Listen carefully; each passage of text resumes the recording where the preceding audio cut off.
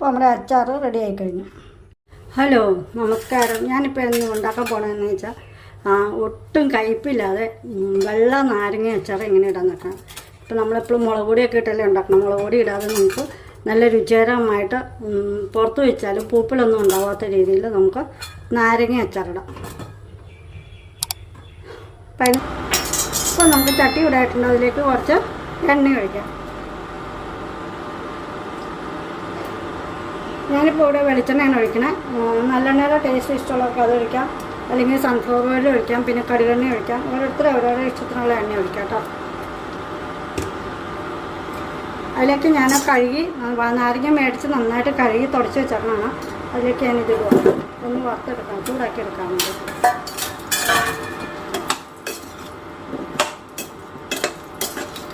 നമുക്കിങ്ങനെ ഇളക്കി നാരങ്ങ പൊട്ടണതിന് മുമ്പ് വാങ്ങിയെടുക്കണം കേട്ടോ.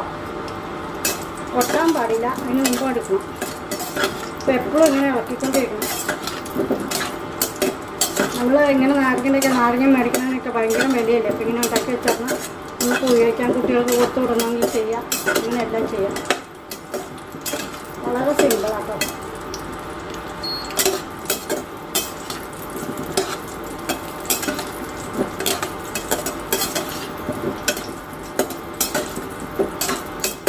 ഇങ്ങനെ ഇളക്കിക്കൊണ്ടിരിക്കണം, വെറുതെ ഇടരുത്. വെറുതെ ഇരുന്ന് ഒരു സൈഡിൽ അടിഭാഗം ഇങ്ങനെ മുട്ടി ചൂടിലേക്ക് മുട്ടിയിരുന്ന അതോടെ ഇങ്ങനെ പെട്ടെന്ന് പൊട്ടി അതിൻ്റെ നീരാകും. അപ്പോൾ അതുകൊണ്ട് ഇളക്കിക്കൊണ്ടിരിക്കണം.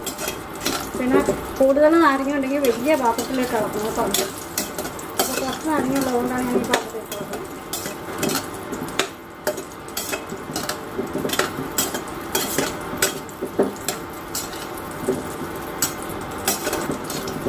നാരങ്ങ ഇടുമ്പോൾ എപ്പോഴും ശ്രദ്ധിക്കണം. എനിക്ക് വെള്ളത്തിൻ്റെ അംശം ഒട്ടും പാടില്ല, ഒന്നിലും വെള്ളത്തിൻ്റെ അംശം പാടില്ല. പിന്നെ നമ്മൾ അച്ചാർ എടുക്കുമ്പോൾ നനഞ്ഞ സ്പൂൺ ഇട്ട് എടുക്കാൻ പറ്റില്ല. അങ്ങനെയൊക്കെ ചെയ്യുമ്പോഴാണ് എല്ലാവരും പറയും അച്ചാർ ഇട്ടിട്ട് പെട്ടെന്ന് പൂപ്പിൽ തന്നെ എടുക്കണം. നനഞ്ഞ സ്പൂൺ ഇട്ട് എടുക്കാൻ പറ്റില്ല. പിന്നെ വെള്ളത്തിൻ്റെ അംശം ഒട്ടും പാടില്ല. വെള്ളത്തിൻ്റെ അംശം ഉണ്ടായാൽ നാരങ്ങയ്ക്ക് പൂപ്പിൽ വരും. ഇത് നമ്മൾ എണ്ണയിലൊക്കെ വറ്റി ഇങ്ങനെ ഉണ്ടാക്കുമ്പോൾ നല്ല ടേസ്റ്റും കൂടുതലുണ്ടാവും.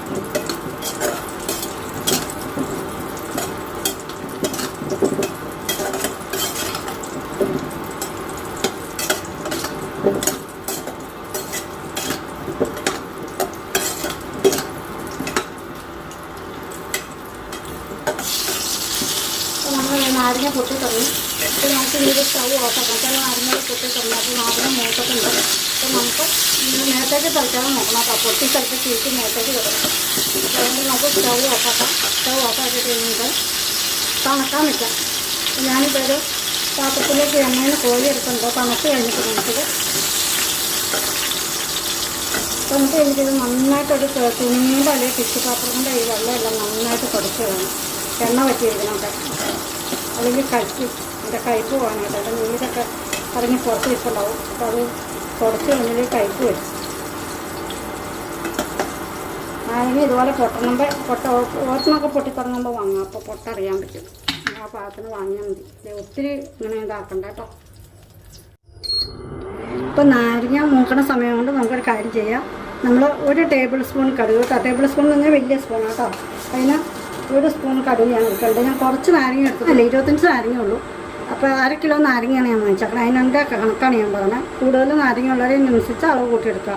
ഇപ്പോൾ പിന്നെ ഞാൻ ഒരു ടീസ്പൂൺ ഉണ്ടോ ഉലുവ കുറച്ച് മതി, വലിയ ഒത്തിരി കയ്പ്പ് വരും. ഒരു ടീസ്പൂൺ ഉലുവയും 1 ടേബിൾ സ്പൂൺ കടുകും ഞാൻ എടുത്തിട്ടുണ്ട്. ഇതിനെ നമുക്കൊന്ന് ഫ്രൈ ചെയ്ത് വെക്കാം. അപ്പോഴത്തേക്ക് നമ്മുടെ നാരങ്ങ തണുക്കും.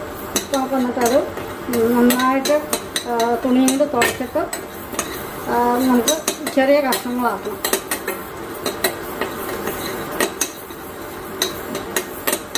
ചെറിയ തീയിലിട്ട് വരണം കേട്ടോ. പയ്യെ കടുകൊന്ന് പൊട്ടിത്തിറങ്ങുമ്പോൾ നമുക്ക് നിർത്താം. ഇത് പൊടിച്ചെടുക്കാനുള്ളതാണ്.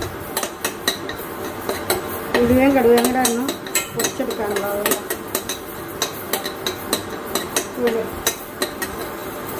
തീ കുറച്ചിട്ട് വേണം, തല കരിഞ്ഞു പോകും.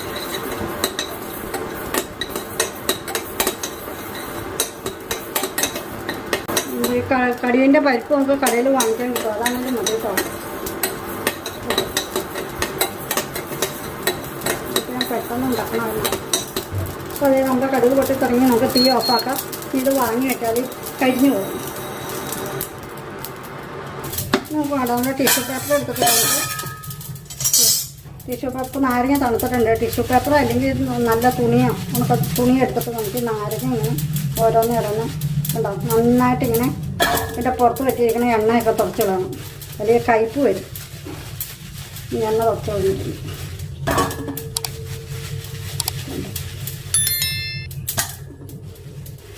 നമുക്കിതിങ്ങനെ നന്നായിട്ട് തുടച്ചിടാം. അപ്പോഴത്തേക്കും കടുക് തണുക്കും. അപ്പോൾ നമുക്കത് പൊടിച്ചെടുക്കാം. പെട്ടെന്ന് അച്ചാറിടാൻ പറ്റും, വലിയ പണിയൊന്നുമില്ല. അത് ഉള്ളി ഇഞ്ചിയൊക്കെ ഒന്ന് തൊലി കളയാൻ പണിയേ ഉള്ളൂ. അപ്പോൾ പണി എളുപ്പമാണ്. പിന്നെ നമ്മൾ പൊടിക്കുമ്പോൾ മസാലപ്പൊടി കുറച്ച് കൂടുതൽ പൊടിച്ച് വയ്ക്കുകയാണെങ്കിൽ നമുക്ക് എളുപ്പമാവും. പിന്നെ ഇനിയും വേണ അച്ചാറിടാൻ നേരത്തെ ഉപയോഗിക്കാം. എല്ലാ അച്ചാറിനും പൊടികളെല്ലാം സെയിം തന്നെയാണ്. മീനച്ചാറിന് മാത്രമാണ് ഇച്ചിരി വ്യത്യാസമുള്ളൂ. ചിക്കനൊക്കെ ബീഫൊക്കെ ഇടുമ്പോൾ കുറച്ച് വ്യത്യാസമുണ്ട്. ബാക്കി എല്ലാ അച്ചാറിനും മസാലപ്പൊടികളെല്ലാം സെയിം തന്നെയാണ് കേട്ടോ. മീനച്ചാർ ഇടുമ്പോൾ കുറച്ച് വ്യത്യാസമുണ്ട് സാധാരണക്കാർ. കണ്ടോ, ഇതിപ്പോൾ ഞാനെല്ലാം തുടച്ച് കഴിഞ്ഞു.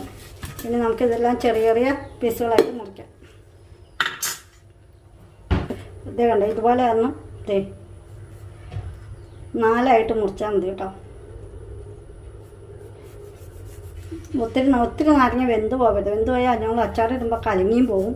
മാത്രമല്ല നമുക്ക് മുറിക്കാനും ബുദ്ധിമുട്ടാവും. ഇപ്പോൾ പയ്യെ ഒന്ന് ചൂടായി ആദ്യം നാരങ്ങയൊക്കെ ഒന്ന് പയ്യെ പൊട്ടി തുടങ്ങുമ്പോൾ തന്നെ ഓഫാക്കി വാങ്ങി വെച്ചാൽ മതി. ഇതിപ്പോൾ കണ്ടോ കറക്റ്റ് ഭാഗം കണ്ടോ. ഇതിന് ഇട്ട് ഒരാഴ്ച നമ്മൾ അച്ചാർ ഒരാഴ്ച ഇട്ട് വെച്ചായിരുന്നാലുണ്ടല്ലോ എടുക്കുമ്പോൾ നല്ല കറക്റ്റ് എല്ലാം നല്ല പോലെ മസാലയൊക്കെ പിടിച്ച് ഉണ്ടാവും. ഇതിങ്ങനെ 4 മുറിച്ചുണ്ടോ. വലിയ നാരങ്ങയാണെങ്കിൽ കുറച്ചുകൂടെ ആക്കാം. ഇതിപ്പോൾ ചെറിയ ചെറിയ നാരങ്ങകളാണ്. സാധാരണ നാരങ്ങ എല്ലാം 4 മുറിച്ചാൽ മതി.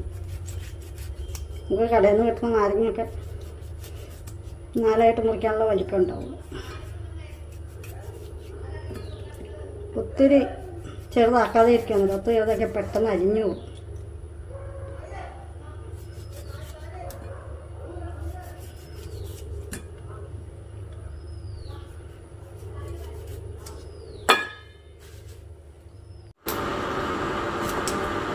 നമ്മുടെ ചട്ടി ഇടായിട്ടുണ്ട്. നമുക്ക് അതിലേക്ക് കുറച്ച് അച്ചാറിന് ആവശ്യത്തിനുള്ള എണ്ണ ഒഴിക്കാം. കുറച്ച് എണ്ണ മതി, കുറച്ച് നാരങ്ങയല്ലേ ഉള്ളൂ. അപ്പോൾ ഞാനിവിടെ ഇപ്പോൾ ഒരു 2 ടേബിൾ സ്പൂൺ എണ്ണ ഒഴിച്ചിട്ടുണ്ട് കേട്ടോ. അത്രേ ഉള്ളൂ, ഇത്ര മതി. കുറച്ച് ഇതല്ലേ ഉള്ളൂ. ഇതിലേക്ക് നമുക്ക് കുറച്ച് കടുകിടാം.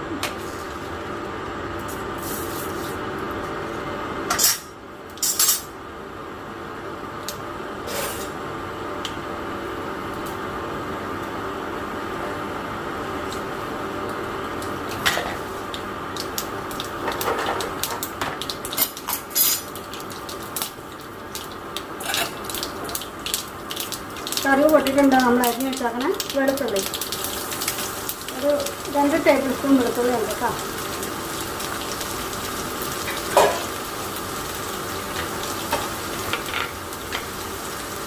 ഇതിലേക്ക് ഒരു 2 ടേബിൾ സ്പൂൺ ഇഞ്ചി ഇട്ടത്.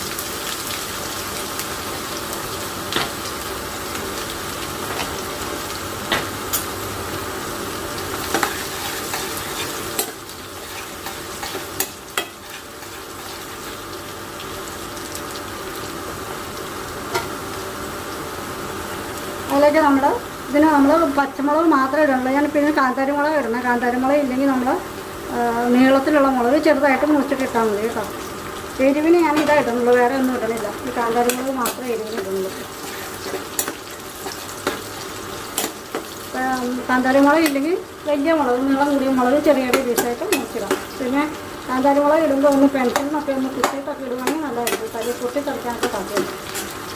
ഒരു പിന്നിനൊക്കെ ഒരു ചെറിയ തുള കൊടുത്തിട്ടൊക്കെ ഇടുവാണെങ്കിൽ നല്ലതായിരിക്കും.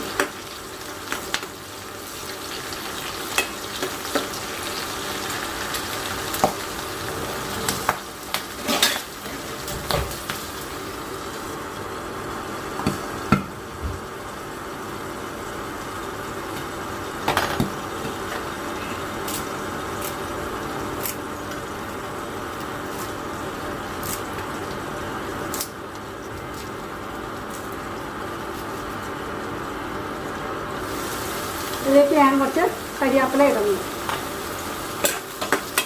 ഞാൻ മൂടി വെച്ചെന്താണെന്ന് വെച്ചാലേ അല്ലെങ്കിൽ ചിലപ്പോൾ പൊട്ടിക്കൊടുത്താൽ മുഖത്തേക്ക് കഴിക്കും മുളക്.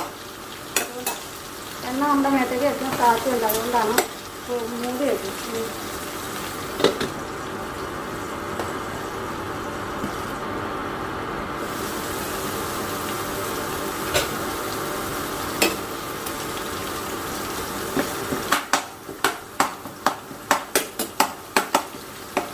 ഏതെങ്കിലും മുളകിൻ്റെയൊക്കെ കുത്താത്തൊക്കെ ഉണ്ടെങ്കിൽ അത് ചിലപ്പോൾ പൊട്ടിത്തുടങ്ങാൻ സാധ്യതയുണ്ട്, അതുകൊണ്ടാണ് ഞാൻ ഒന്ന് മൂടി വെക്കാം.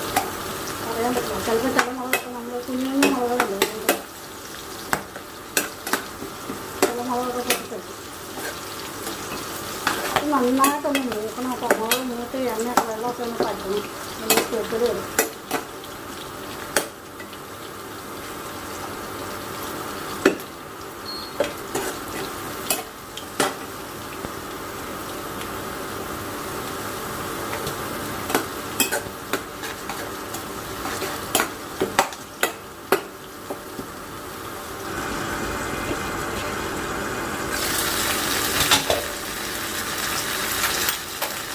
വെള്ളയച്ചാറെന്ന് പറഞ്ഞാൽ കാണുമ്പോൾ തന്നെ ഒരു ഭംഗിയല്ലേ.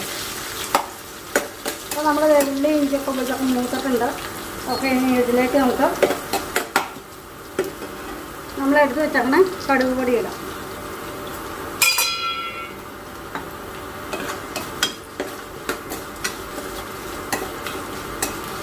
കടുകിൻ്റെ പരിപ്പിടുവാണെങ്കിൽ നല്ല മഞ്ഞ കളർ കിട്ടും. ഇതൊക്കെ കടുക് നമ്മൾ വറുത്ത് പൊടിച്ച കാരണം ഈ കളർ വന്നു.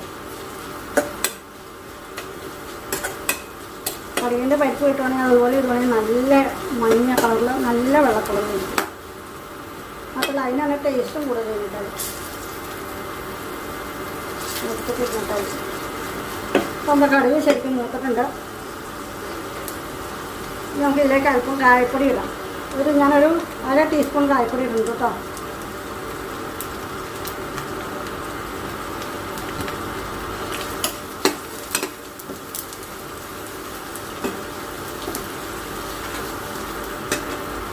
ഇതിലേക്ക് ഞാനൊരു 2 ടേബിൾ സ്പൂൺ വിനാഗിരി കഴിക്കുന്നുണ്ട്.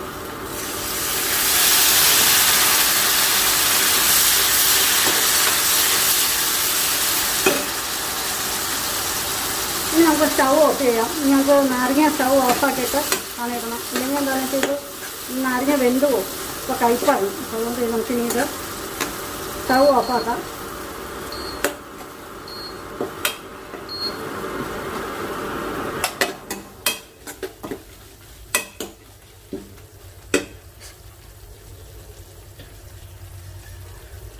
ഇനി നമ്മളിത് അരിഞ്ഞ് വെച്ചേക്കണേ നാരങ്ങ ഇടും.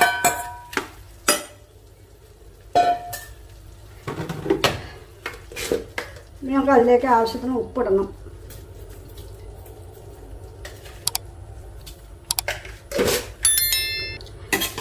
ഞാനിപ്പോൾ ഒരു 2 ടീസ്പൂൺ ഉപ്പിട്ടിട്ടുണ്ടോ. ഇനി വേണമെങ്കിൽ നമുക്ക് പിന്നെ നോക്കിയിട്ട് പിന്നെ ഇടാം കേട്ടോ. ഇനി ഇത് ഇത്രയും ചാറ് മതി. എന്ന് വെച്ചാൽ നാരങ്ങന്ന് ഇനി ഉപ്പിട്ട് വെച്ച് കഴിയുമ്പോൾ നീരിറങ്ങി വരും. അപ്പോൾ നല്ല കറക്റ്റ് വെള്ളത്തിനായിരിക്കും. വെള്ളമൊന്നും ചേർക്കേണ്ട ആവശ്യമില്ല. വെള്ളം ചേർത്താൽ ചിലപ്പോൾ പൂപ്പൽ വരും. ഇത് നമ്മളേ ഇത്രേ ഉള്ളൂ. ഇതിന് നമുക്ക് കണ്ടോ നല്ല മഞ്ഞ കളറിൽ ഇതിൻ്റെ നീരൊക്കെ ഇറങ്ങി നല്ല നല്ല സോഫ്റ്റ് ആകുമ്പോൾ നല്ല വെള്ള കളറിലിരിക്കും. അപ്പം അങ്ങനെ നമ്മുടെ വെള്ള നാരങ്ങാച്ചാർ റെഡി ആയി കഴിഞ്ഞു. അപ്പോൾ എല്ലാവരും ഉണ്ടാക്കി നോക്കണം. നോക്കിയിട്ട് നിങ്ങളുടെ അഭിപ്രായം പറയണം കേട്ടോ. പിന്നെ എൻ്റെ ചാനലൊന്ന് സബ്സ്ക്രൈബ് ചെയ്ത് സഹായിക്കണം കേട്ടോ.